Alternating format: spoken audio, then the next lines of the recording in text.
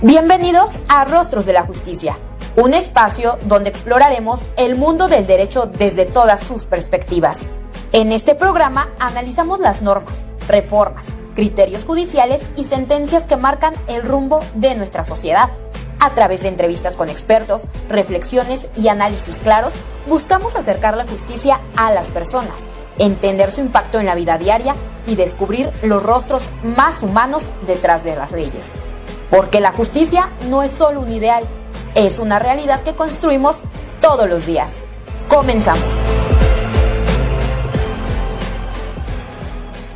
Muy buenas tardes, les doy la cordial bienvenida a una emisión más de Rostros de la Justicia, el espacio en donde analizamos el derecho desde la experiencia, la práctica y los distintos contextos en los que se construye la justicia.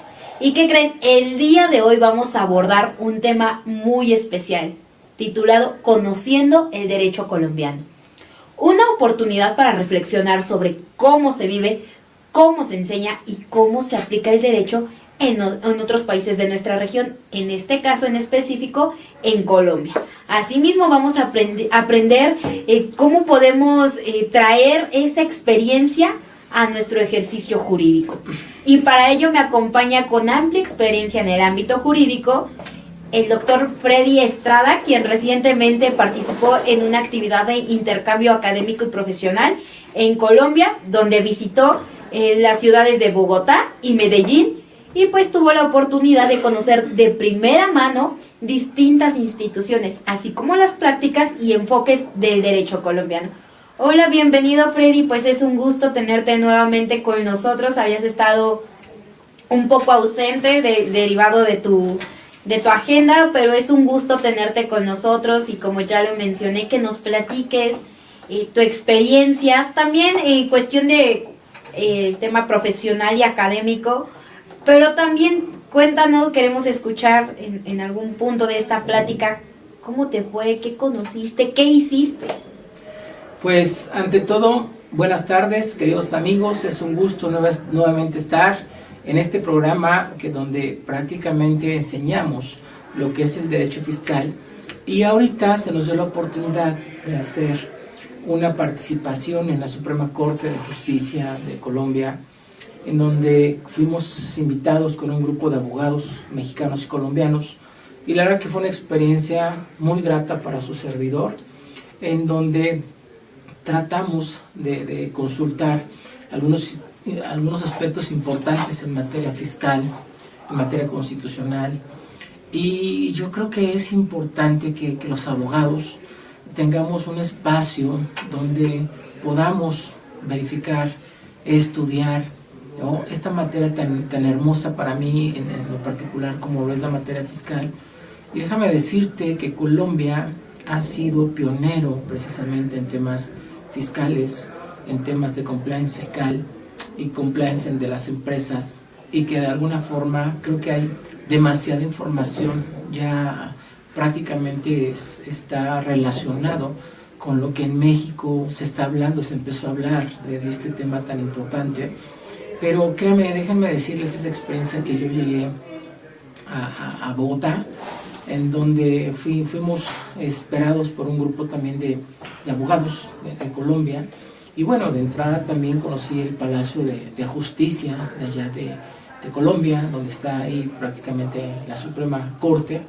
Y déjame decirte, Larisa, que para mí fue grato el conocer un poco de historia de ese palacio tan importante, tan emblemático de Bogotá, que déjame decirte que en fechas 6 y 7 de noviembre de 1985, pues hubo una toma del Palacio de Justicia. Fíjense que la historia no se equivoca, como siempre lo he mencionado, no tiene por qué equivocarse la historia.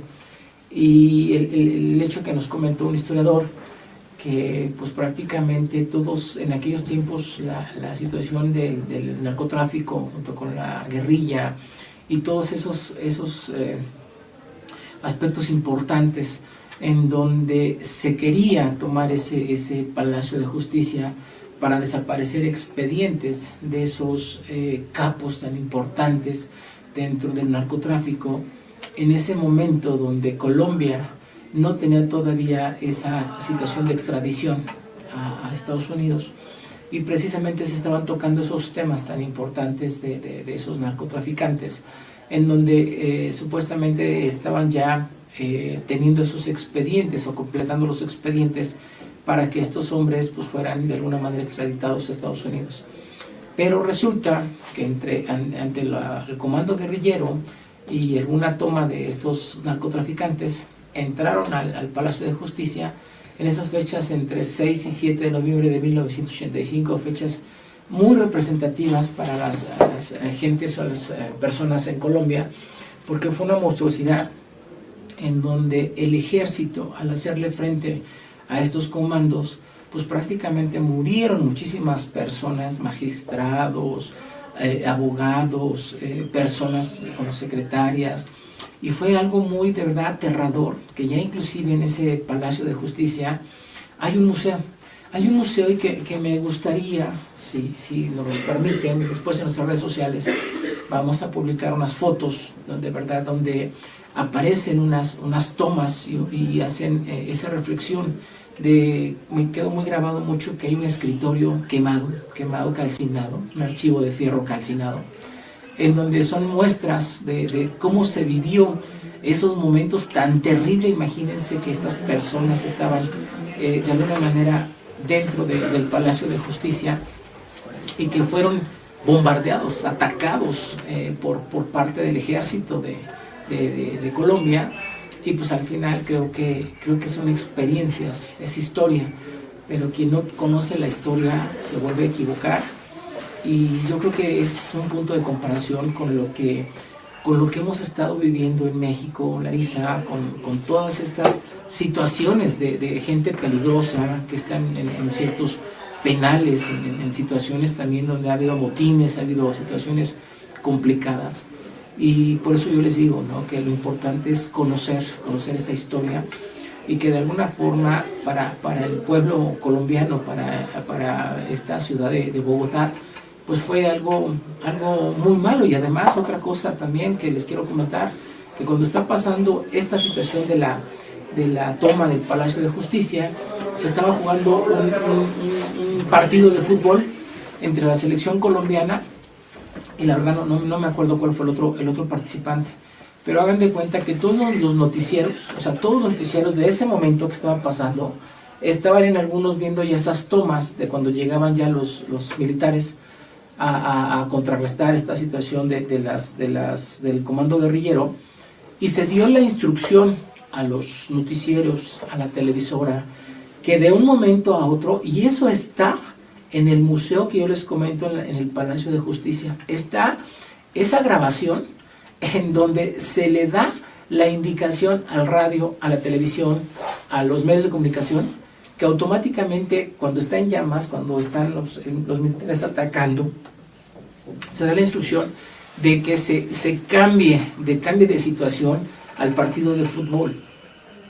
La verdad es que fue algo también, como yo les digo, pues falta de pericia por parte en ese entonces del presidente en turno, porque al final tomar ese tipo de decisiones, y yo estando prácticamente viendo cuando me estaban explicando esta situación, se me vino a la cabeza lo que pasó en el 68, en donde también se iban a jugar los Juegos Olímpicos en México, y pasó una situación similar con algunos estudiantes, cosa que también se dio la instrucción de que no se llevaran a cabo esos reportajes, ¿no?, dentro de la televisión, entre los periodistas, medios de comunicación.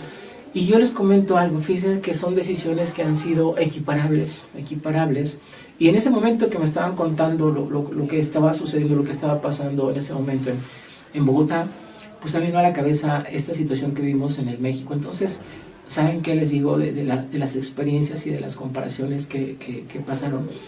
Que estas personas, al fin y al cabo, hubo muchas personas desaparecidas, muchas personas muertas, porque de lo que comentan los historiadores es que también al momento que se incendia el Palacio de Justicia, y cuando van a limpiar los camiones de los militares o del ejército, pues también sacaron así las cosas del Palacio de Justicia, con todo, ¿no?, con todo lo que tenía dentro el Palacio de Justicia. Entonces muchas personas hasta la fecha siguen desaparecidas. Tanto esa situación del Palacio de Justicia como lo fue en México en 1968. Entonces, la verdad, Larisa, que para mí el primer día que estuve en esta situación de película, tal vez de terror, y está la biblioteca y están esos videos donde se ve cómo las televisoras cambian automáticamente para que se transmitiera el partido de fútbol de la selección colombiana, y en esos momentos estaba el fuego, ¿no? entre las partes, entre los militares y los guerrilleros o los narcotraficantes, pero al final siempre hay versiones, ¿no? Donde dicen, pues qué bueno que el ejército, que los militares se actuaron porque era mano fuerte en contra de estas personas malas. Pero otra parte, yo me imagino ahorita los derechos humanos, ¿qué pasaría si en estos momentos sucedería una situación de este tipo? Pues la verdad es que esos derechos humanos serían pues contundentes, ¿no? Pero esas atrocidades que han pasado entre estos pueblos hermanos, entre México y Colombia, nos da esa sensación de que a veces, ¿no?, las tomas presidenciales dan situaciones complicadas o decisiones que realmente pues pasan o sobresalen de esas decisiones presidenciales y que de alguna manera dejan esa historia marcada dentro de la historia del país. Entonces creo que fue muy emotivo esa visita al Palacio de Justicia. Posteriormente tuvimos la oportunidad de entrar a la Suprema Corte. Estuvimos ahí platicando con algunos abogados que integran la Suprema Corte de allá de Colombia, y pues nos explicaban, ¿no?, qué es lo que está pasando, y que efectivamente se ha tomado un control respecto también a esos derechos humanos, y que también Colombia ha sido pionera en esas situaciones y llegado a Corte Interamericana por esos aspectos tan importantes que ha trascendido esta situación, Larisa, en esta toma del Palacio de Justicia de Bogotá. Pues sí, como tú muy bien lo comentas, y haciendo también un resumen y aportando a lo que comentas, este incendio de la Suprema Corte de Bogotá, pues bien lo mencionan, ¿no, Freddy? No fue un accidente, sino una consecuencia de un conflicto armado que lamentablemente se trasladó al centro de justicia de este país, y que no solo fue eso, sino que también pues representa una de las mayores tragedias jurídicas, hablando en este contexto de América Latina. Y pues también es un recordatorio permanente de que sin independencia judicial no hay un Estado de Derecho, como lo estamos viendo actualmente en nuestro país, y de lo que se ha hablado tanto. Lo vuelvo a repetir, que sin independencia judicial no hay un Estado de Derecho. Recuerdo que la vez que yo también visité esta institución, pude observar que ya no es como cualquier institución a la que uno puede entrar aquí en México, ¿no, Freddy? O sea, está blindada, se siente esa pesadez en la Suprema Corte, está blindada, ya no puedes entrar tan fácil. No sé a ti cómo te fue, pero bueno, sin duda fue una experiencia importante también para tu desarrollo profesional. Y nos gustaría saber, a todas las personas que te están escuchando y que te están viendo, por ejemplo, ¿hay alguna diferencia o similitud que tú encontraste directamente en cómo se vive y se ejerce el derecho en Colombia? ¿Algo que a ti te haya impactado o que te haya llamado la atención? Tuve la fortuna y la suerte de estar presente en 2 audiencias de índole penal. Okay. Eso fue ya en Medellín, como tal. Pero realmente me di cuenta que la aplicación del derecho penal o de todo ese ámbito jurídico, pues prácticamente es muy similar a lo que existe en México. Yo le preguntaba al juez, ¿no?, qué opinaban realmente de esa prisión preventiva, uh-huh. cómo lo consideraban ellos, estos jueces en Colombia, y que de alguna manera ellos comentan que todo tiene, primero que nada, tener ese control respecto de si una persona puede ser efectivamente privada de su libertad, porque pues para ellos era grave que todas las personas estuvieran privadas de la libertad, y no hacer un control tal cual del delito, de la pena, de la sanción que puede incurrir alguna persona. Entonces, lo que sí me di cuenta que en ese sentido son muy respetuosos de los plazos, desde que una persona es detenida hasta que la persona se presenta ante un juez de control como tal, como en México. Creo que los plazos, los términos son parecidos, ¿no? Y que de alguna manera creo que es importante el hecho de estar en una sala, ¿no? de juicios orales penales, y que sin tema alguno yo también puedo observar que el juez, independientemente de que sea una figura central el que va a decidir respecto de una persona, respecto de las pruebas o de los elementos que le proporcionan, yo me di cuenta, Larisa, que había una forma de respeto hacia los abogados, hacia los doctores, porque allá generalmente no les dicen tal cual abogado, sino se les llama doctores, se les da el respeto por la profesión que se está llevando a cabo. Y yo me di cuenta que el juez se dirigía con muchísimo respeto a las personas que estaban ahí ya, que estaban siendo de alguna manera representadas, ¿sí? A los imputados y a las personas que representan, le dan mucha importancia a lo que es un abogado. Y yo me di cuenta que los abogados pues tienen una manera de expresarse o de dirigirse al juez con respeto, pero yo sentía que ese respeto era mutuo, tanto del juez como de las partes integrantes, e inclusive el juez cuando inicia es como un aspecto familiar, porque se conoce a los doctores o a los litigantes, pero siempre como un respeto. Y cosa que me llamó demasiada la atención, que el juez que estaba llevando a cabo la audiencia, además, una audiencia fue virtual, realmente fue virtual. Estaba el único que estaba era el juez, no estaba ni el secretario, no había absolutamente nada, y nosotros en la sala.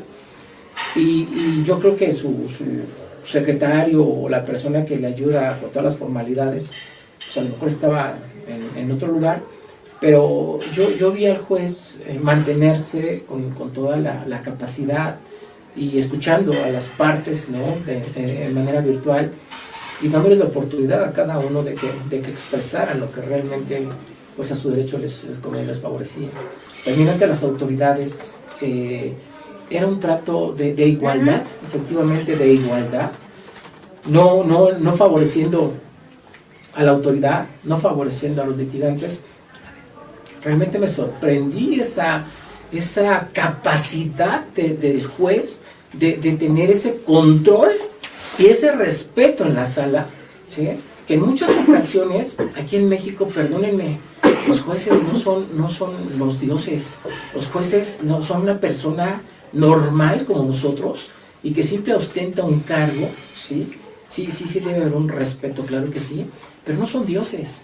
Y yo me di cuenta la sencillez que tenía este señor juez, con una sabiduría, con una, de verdad, sapiencia en todo lo que expresaba el señor juez. Y generalmente, tanto las autoridades, ¿sí? Tanto las autoridades como los doctores, los defensores, los litigantes, como ustedes les quieran llamar, hay un respeto. Pero la sencillez que yo les puedo transmitir y que ahorita les estoy viviendo de viva voz es fundamental y trascendental, el respeto y cómo se imparte la justicia en Medellín. Pues mira, muchas gracias. Estamos conversando sobre conociendo el derecho colombiano en Rostros de la Justicia. No se despeguen, regresamos con más después de esta breve pausa.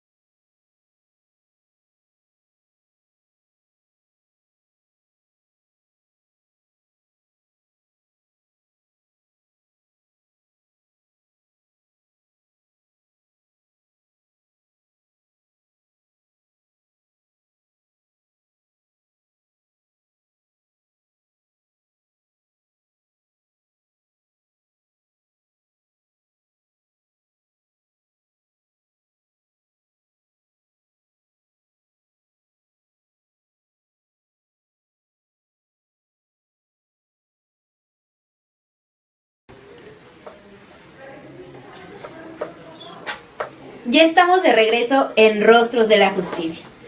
Freddy, durante tu visita estuviste en Bogotá y Medellín, pero quisiera saber, antes de irnos directamente a tus experiencias en Medellín, que nos platicaras qué te pareció la Universidad del Externado, cuál fue tu vivencia. ¿Tuviste la oportunidad de tomar algunas conferencias, no sé, de visitar su biblioteca? Te lo comento porque yo tuve la oportunidad de ir a la universidad y la verdad es que al menos tiene una vista muy bonita. Me comentaron toda la historia de dónde surgió el Externado de Colombia, y pues también hay muy buenos profesionistas egresados de esa universidad, Freddy. Creo que el rigor y la disciplina que tienen, al menos, no sé, en esa universidad, pues la verdad es que sí es de alta exigencia. ¿O cómo lo viviste tú? Pues mira, yo te comento que tuve la oportunidad de ir a tomar algunas pláticas ahí precisamente en estos temas fiscales, y donde empecé a verificar, ¿no?, el contenido de los profesores, el contenido de los doctores, y pues me llevo la grata sorpresa que a nivel Latinoamérica es una de las mejores universidades pues del mundo, donde prácticamente todos esos profesores que tienen esa especialidad y tienen doctorados, y que esos doctorados han sido reconocidos por universidades de Europa. La verdad es que quedé sorprendido con todo ese apoyo que tienen en temas de investigación, en temas de crecimiento en estos doctorados, y que al fin y al cabo creo que es importante estas participaciones donde México vaya y que de alguna forma expresemos, ¿no?, todo lo que estamos viviendo en México, todos estos cambios dentro del Poder Judicial, que realmente pues es una atrocidad. Ellos lo ven como algo inesperado, ¿no?, por parte del Poder Judicial en México. Ellos están consternados por todo lo que ha pasado en México, y creo y considero que de lo que yo viví en esa Universidad del Externado, es bueno que los estudiantes o los abogados, ¿no?, que están en México se den una oportunidad, o nos demos una oportunidad de por qué no ir a hacer un doctorado, un posgrado, una maestría, una especialización.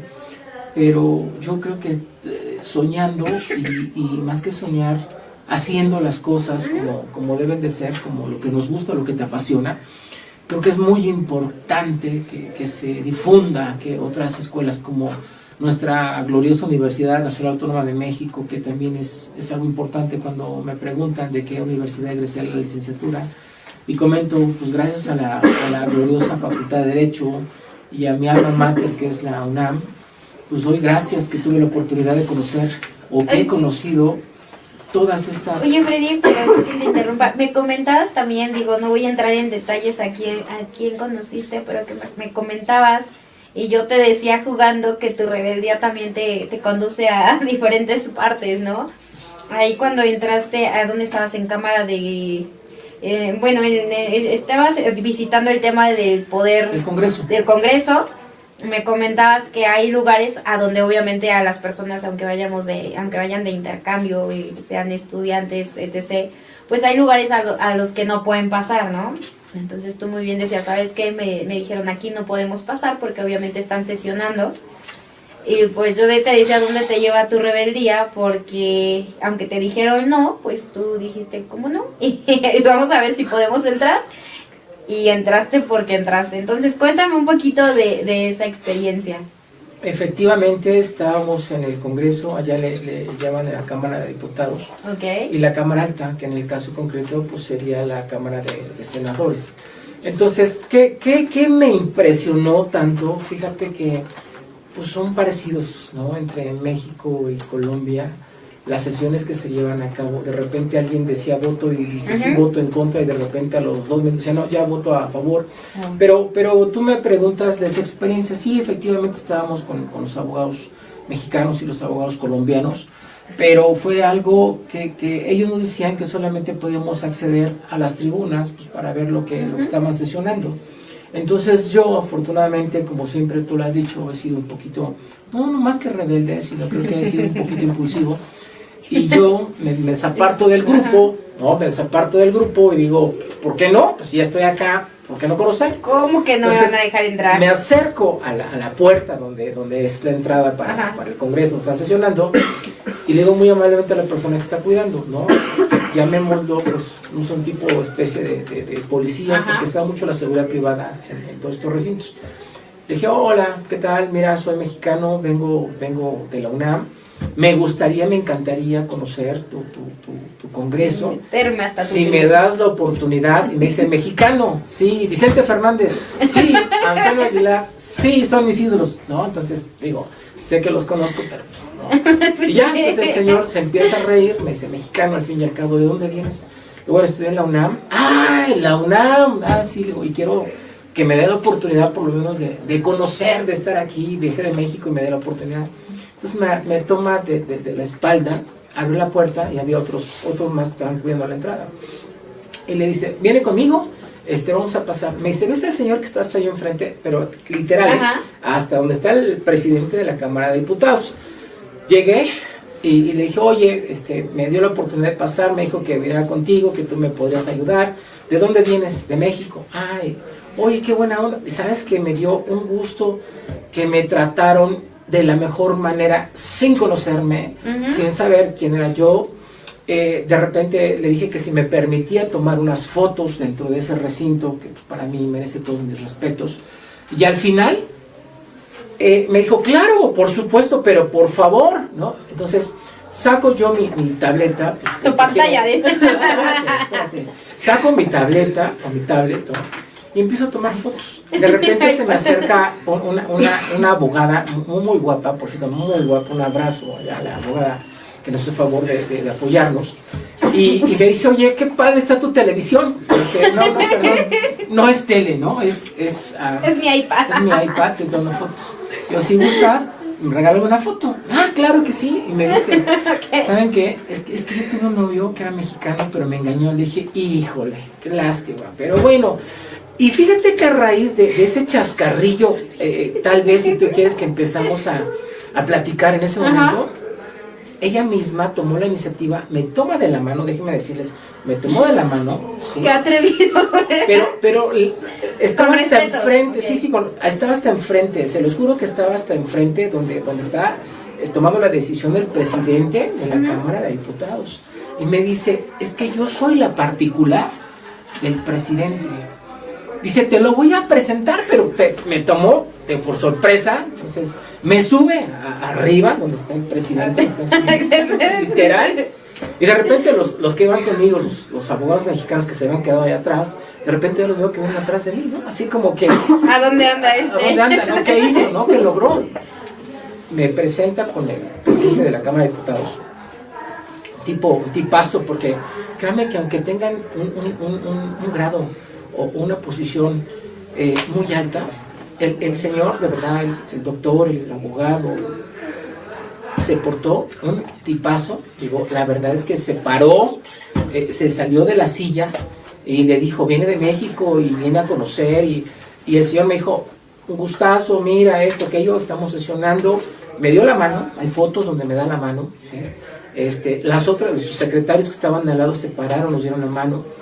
Y la verdad fue una experiencia muy bonita, que te puedo decir, que yo creo, y les puedo asegurar, que casi pocos mexicanos hemos tenido la fortuna y la dicha de estar en una sesión de la Cámara de Diputados y subirse a saludar al presidente de la Cámara de Diputados que está sesionando en ese momento. La verdad, merecen mis respetos, mi agradecimiento, porque para nosotros como abogados en México fue algo que para mí me lo llevo grabado, y no paramos ahí. Ya bajamos y de repente venían un tipo de personas como de pueblos indígenas que también tienen ahí alguna representación, y la abogada, la abogada, ahorita te doy el nombre, que le voy a mandar un abrazo, un saludo desde México, la licenciada como tal, es Ángela Hernández, que hizo favor de darme ese apoyo. La verdad le mando un abrazo, ¿no? Desde México, un beso, como ella dice, besos, un beso, 10 besos. Pero al final, creo que lo más importante es que estuve, ¿no? Y que me impresionó cómo estas personas que te digo que venían de esos grupos étnicos que tiene Colombia, porque déjenme decirle que hay grupos también en Colombia que aún no ha llegado el poder humano hacia esos grupos como tal, y los han dejado subsistir. Entonces, cuando bajo de saludar al presidente de la Cámara de Diputados, ella me dice muy amablemente: mira, vienen los compañeros de tal provincia, de tal lugar, y ellas me dicen: ¿y usted qué viene pidiendo, compañero? ¿De dónde viene? También viene de la Cámara de Diputados de México. Le digo: muchas gracias, yo sí estudio. No, y la verdad es que hasta me abrazaron y los otros que vienen atrás: compañero, que no sé. Y la verdad te quedas y te dices, en serio, ahí como que todo se siente como un grupo en familia, ¿no? No sé, a lo mejor se dan en la torre o discuten, es exactamente casi lo mismo la sesión que en México, pero al final me dieron esa oportunidad de estar dentro de esa cámara, y pues fue una experiencia bastante productiva. Y creo que lo más importante es eso, ¿no? Que cuando tú llegas a un lugar con mucho respeto, terminé de todo esto que yo les comento, de toda esta participación o todo esto, tuve la oportunidad de tomarme fotos ahí en esos recintos. Y cuando termino de tomar fotos, se acerca la abogada Ángela, y me dice: mira, este es mi número, si algo ocupas, pues con mucho gusto te podemos atender, te podemos dar pues, lo que ocupes aquí dentro de la cámara, ¿no? Entonces creo que son personas muy lindas, personas que de verdad día a día viven eso, y pues gracias por darme esa oportunidad.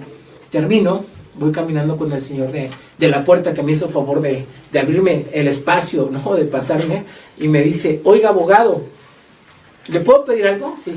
Es que mi nieto canta como Antonio Aguilar. Le digo: pues si tiene algún CD, tiene algún disco, tiene alguna memoria, pues démelo, y pues con mucho gusto. Tengo amigos en México que pues prácticamente se dedican a eso. Entonces me dijo: mire, en este momento no lo traigo, pero deme sus datos para, dice, yo le eché la mano para que usted pudiera pasar. Ahora, ¿qué le parece si usted me echa la mano?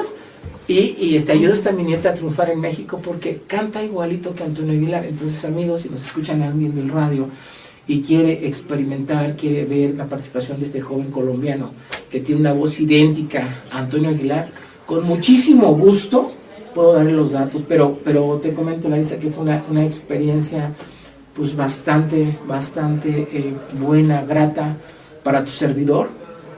Y algo también que me llamó mucho la atención cuando pregunto, ¿no?, a esta abogada Ángela, ella me dice: oye, vi un grupo de personas como un poco diferentes, y me dice que es un grupo de tipo guerrilla, ¿sí?, de la guerrilla, en donde hicieron unos convenios con la presidencia, acuerdos o con el gobierno de Colombia, en donde ellos tienen una participación dentro del Congreso de Colombia.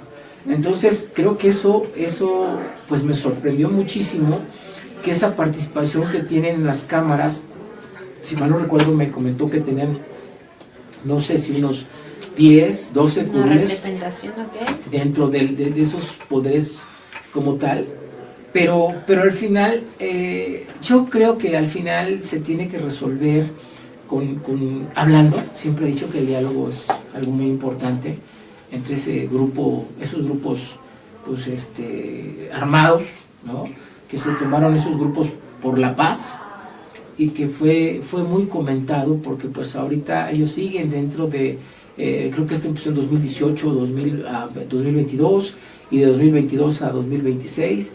Entonces creo que es bueno esas experiencias, que se les dé esa oportunidad de manifestarse, de ver sus ideas, ¿no?, porque al fin y al cabo pues participan dentro del gobierno de Colombia, y eso fue también lo que me llamó muchísimo la atención, que tienen esa representación, por ese acuerdo de paz que fue realizado en el 2016. Entonces yo creo que tú has sabido o has comentado algo de eso, Larisa, también de estos grupos sí, actuales, ya lo ¿no? habíamos platicado. Y pues bueno, continuando con este espacio, me voy a permitir también mandarle un saludo al maestro Luis Carlos Roballo, quien también estuvo dentro de esta actividad, y que pues le quiero dar las gracias obviamente por todo lo que hizo, por la organización, por el espacio que te brindó en este caso, y que tuviste la oportunidad de ir a conocer el derecho colombiano y estas instituciones, ¿no, Freddy? No sé si tú quieras mandarle saludos a las personas que nos están viendo y escuchando. Ya tenían como 15 días de que no estabas con nosotros. Sí, la verdad es que tengo ya el nombre completo de la licenciada como tal. Es la licenciada Luz Ángela Hernández Ceballos. Un fuerte abrazo de México para Colombia, para Bogotá. La verdad es que eres una mujer excepcional y ojalá sigamos teniendo comunicación. Muchísimas gracias. México es tu país. Cuando gustes eres bienvenida aquí en la Ciudad de México. Por otra parte, pues nuestros amigos que nos hacen favor de escucharnos, ¿no? Como el contador Avelino en Toluca, como la licenciada Elizabeth Muñiz allá en Veracruz, amigos en Puebla, ¿no? Amigos en Tijuana. Entonces todas las personas que nos hacen favor de vernos, de escucharnos. Tuve la oportunidad hace 15 días, donde estuve en Oaxaca, estuve en Puebla, estuve en Hidalgo, a todas esas personas que hicieron favor de escucharme en lo que es defensa fiscal para 2026, pues a todas estas personas que ya nos siguen en nuestras redes sociales. La verdad es que un fuerte abrazo para todos ellos, porque nos siguen, nos preguntan, y creo que lo más importante es seguirnos preparando, seguir viendo cosas diferentes, traerles material nuevo. Traje libros de Colombia. Si alguien tiene la oportunidad, si alguien tiene alguna duda respecto a estas reflexiones sobre el compliance en materia de responsabilidades empresariales y gobierno corporativo, pues con mucho gusto los ponemos a su disposición. Pues muchísimas gracias, Freddy. Yo también, solo quiero mandarle saludos al licenciado Arturo Pastrana, que nunca se pierde nuestros programas, aunque sea que nos dice los veo 15 o 20 minutos porque tengo que trabajar. Pero la semana pasada estuvo muy interesante su participación. También déjenme decirles que se quedó picado. Entonces nos preguntaba que cuándo vamos a volver a invitar a la doctora Diana. Ya lo estamos platicando con ella para tenerla próximamente con nosotros. Y bueno, nos vamos a un corte y regresamos con ustedes.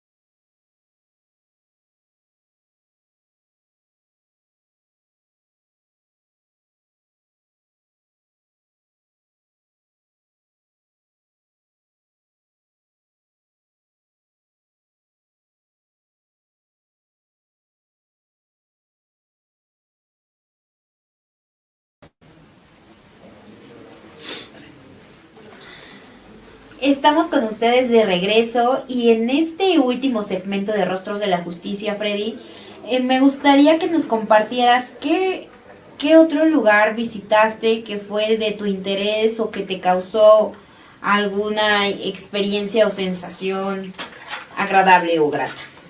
Pues mira, tuvimos también la oportunidad de estar en la Casa de Nariño o Palacio de Nariño, que es la residencia oficial del presidente de la República de Colombia, la cual está ubicada también en el centro histórico de la ciudad de Bogotá. Fíjate que cuando entras, lo primero que se tiene es, está resguardada, es una espada. Okay. Una espada que según cuentan leyendas urbanas, que esa espada estuvo perdida por mucho tiempo. Esa espada que perteneció a Simón Bolívar. Entonces actualmente esa espada está custodiada por dos oficiales, okay, ¿sale? Dos guardias tipo presidenciales que están ahí las 24 horas cuidando la espada de Simón Bolívar, que al final, queridos amigos, todos conocemos o se ha dicho o se ha hablado de Simón Bolívar. Entonces, pero también es importante señalar que Simón Bolívar tenía bastantes nombres. Era Simón José Antonio de la Santísima Trinidad Bolívar y Palacios, Ponte, Andrade y Blanco. Pero si lo dejamos así de cuates, Simón Bolívar. De cuates. Al final es algo que me impresionó, todas las pinturas que se tienen, que datan desde hace muchísimos años, están hermosas. Lo único malo es que te restringen el celular o los medios o sea, ¿no puedes tomar foto? No puedes tomar foto dentro del Palacio de Nariño. La verdad es que no puedes tomar, hay unas cosas impresionantes, de verdad, hay unas pinturas preciosas, hay de verdad muchísima arte dentro de ese Palacio de Gobierno. Y que fíjate que hay algo que también nos pareció escalofriante, porque según ellos comentan que todas esas construcciones fueron realizadas en cementerios antiguos, okay, o en cementerios de los indígenas, ¿sí? Y que cuentan que en las noches la mayoría de las personas que se quedan a vigilar ese palacio, generalmente en las noches siempre escuchan algo y se siente muy fría esa casa. De hecho, comentan que al señor presidente actual en turno no le gustaba estar dentro de esa casa. Tenía que despachar porque pues así lo manda su ley, pero que él prácticamente quería despachar en otro lugar porque la casa es demasiado fría. O sea, tú entras y se siente frío, un frío diferente, un frío, no sé, distinto. Raro. Porque afuera hace un sol pleno, total, pero como tú entras y realmente también pues son altos, ¿no?, los techos de esas casas, y con lo que comentan, porque de hecho la persona que iba guiándonos, ¿no?, que era gente de militar, gente militar que te da el recorrido, nos decía que hay una particularidad y vean cómo se siente. Están en las salas muy grandes, con muchos muebles antiguos, pero realmente cuando tú veías o te podías meter a alguno de los cuartos donde ellos te llevaban por todos sus recorridos, la verdad es que sí se siente algo fuerte, algo distinto. Se siente una energía, tal vez, no lo sé, pero sí se siente diferente. Y yo creo que pues son cosas que uno debe de valorar, uno debe de respetar, porque pues considero que tú vas como aprendiz, como aprendizaje de esa cultura, de lo que pasó, y hay que respetar, ¿no? Pero sí te lleva un rato recorrer la casa, es muy bonito. Ahí se mantienen todos los cuadros y todos los retratos de todos los presidentes que han estado de Colombia, y pues ahí vemos todos los presidentes que le tocaron cuando Colombia estaba sufriendo muchísimo por esa situación del narcotráfico, y estaban ahí los presidentes.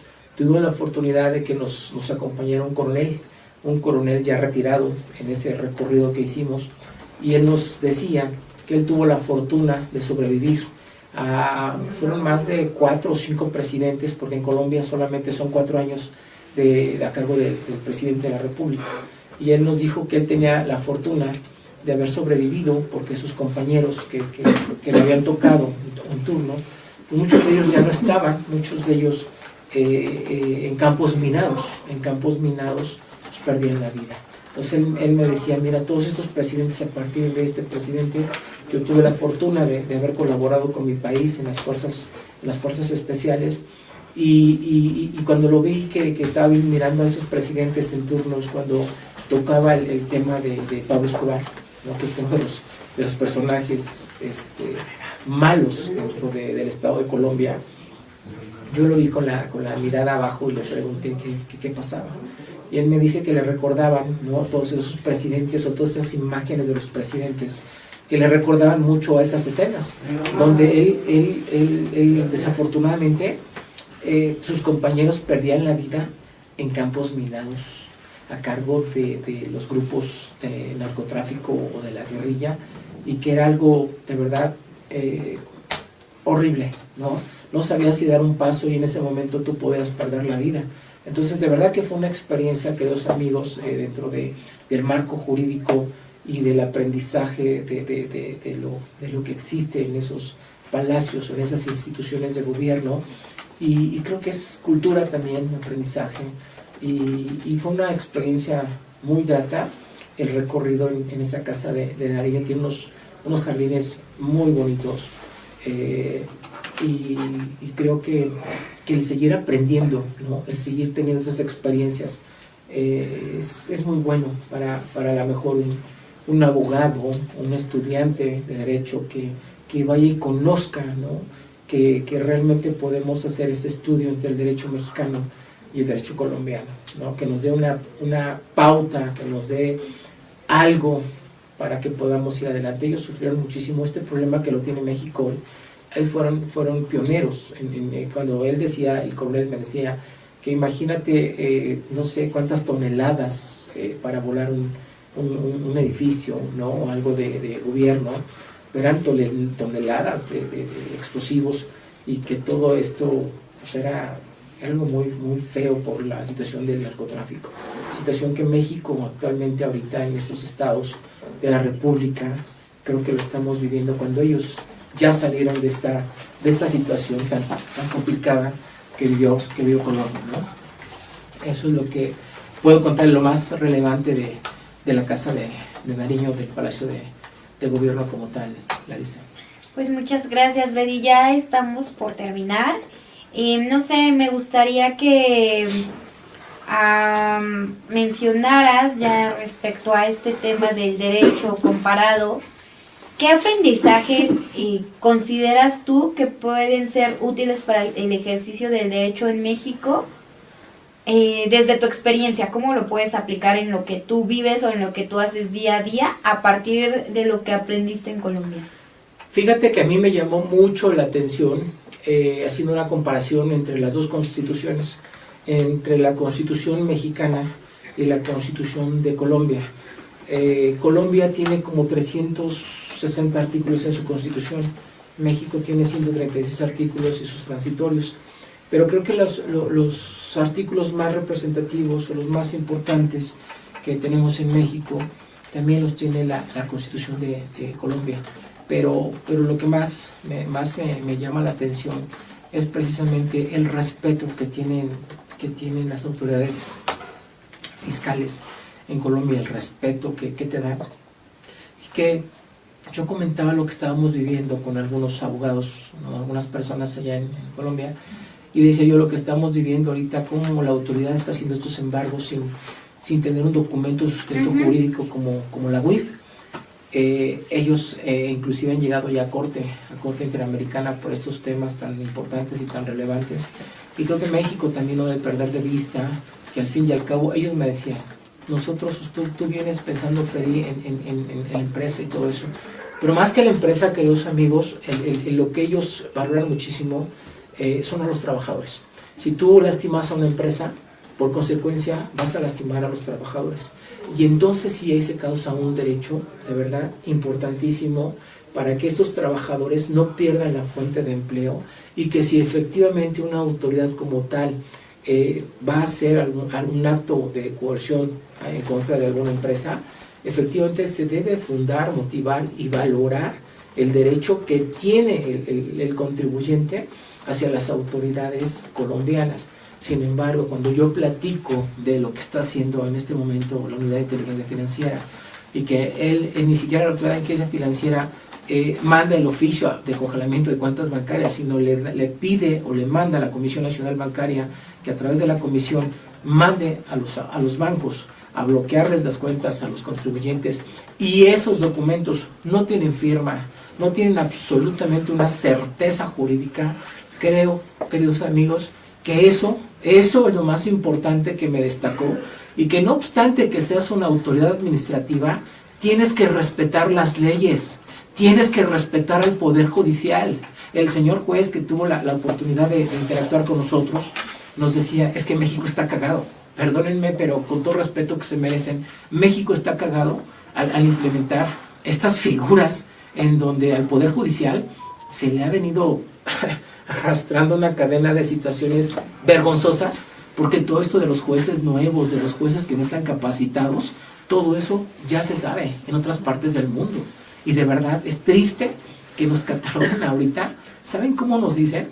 Que el Poder Judicial está a lo que señale, a lo que realice o a lo que mande el Poder Ejecutivo. Yo creo que es vergonzoso que a nivel internacional México esté en un aspecto de tristeza, de burla, porque ellos me decían, ¿cómo es posible por la cabeza que un juez que tiene toda la experiencia, que ha estado en un área, que ha estado en una situación de experiencia, ¿no?, de mucho tiempo, cómo es posible que lo quitan y metan a personas que no tienen ni la edad, ni la experiencia, ni la capacidad para resolver un asunto en materia penal? Porque en materia penal allá, créanme, que sí se lleva a cabo, se cumple con todos esos requisitos esenciales que debe ser, porque es una libertad, decía, es una libertad de una persona, de un ser humano. Cuando yo tengo esa oportunidad de tener en mis manos un expediente, un documento, yo en mis manos siempre pienso que esa persona está a mi lado y que yo tengo que valorar efectivamente si hay un delito, si no hay un ilícito o qué situación de hecho. Algo más importante también, que por ahí va una supuesta abogada especialista en materia de perspectiva de género. Perspectiva de género. Y le dice el señor juez de Colombia, con todo el respeto que se merecen, cuando alguien va a tocar un tema, creo que es importante que se prepare, porque el llegar a hablar con algún juez de algún otro país y el decir que este tema de perspectiva de género, que tenía que de alguna manera valorar, ¿no?, con perspectiva, y que tenía que tomar en consideración, y le preguntó el señor juez, dígame, licenciada, ¿qué es eso?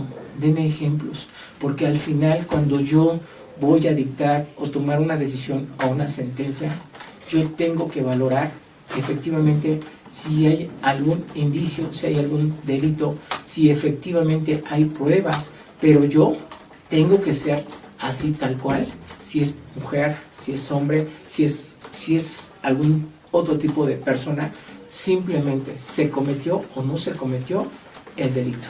Y a partir de ahí, yo tengo que impartir esa justicia, pero usted dígame, abogada, deme 3 ejemplos. Desafortunadamente, la abogada mexicana al otro día llegó con el juez y le mandó un tratado que ha emitido la Suprema Corte de Justicia, cuando en realidad, creo que si mal no recuerdo, el 14 de diciembre, se emitieron, creo que una jurisprudencia y una tesis precisamente que hablan de esos temas. Entonces, queridos amigos, cuando vayamos a exponer algún tema con alguna autoridad, con algún juez de algún otro país, es importante que vayamos preparados, y que cuando uno se quiera hablar de un tema o quiera hablar de alguna situación en particular, uno se debe preparar, porque si hay gente de verdad que sí estudia, y que no obstante que no sean sus temas fiscales, hace esas aportaciones. Cuando yo comento eso con el juez, que que pues había dos situaciones de hecho ya emitidas por la Suprema Corte de Justicia. Me dijo, qué bueno, ya no voy a leer 900 hojas y qué bueno que en 2 hojas, Freddy, me estás dando, pues qué se entiende, ¿no? Pero ojalá me puedas mandar las sentencias, porque será muy importante tomar esas sentencias en consideración si tú me estás hablando de un tema tan relevante, ¿no? Entonces, son experiencias gratas, son experiencias que yo se las digo que hay que preparar. Cuando uno quiere hacer preguntas o uno es especialista en un tema, hay que prepararnos y no hay que exhibirnos, porque si hay mexicanos que estudiamos, si hay mexicanos que somos aferrados como la polio, y les digo con honestidad que en esos temas a su servidor me encanta, me gusta, me divierto, y pues afortunadamente son temas hermosos la materia fiscal. Con esto creo que esto fue un paréntesis de llegando ahorita a la Navidad y deseándole lo mejor a todos ustedes.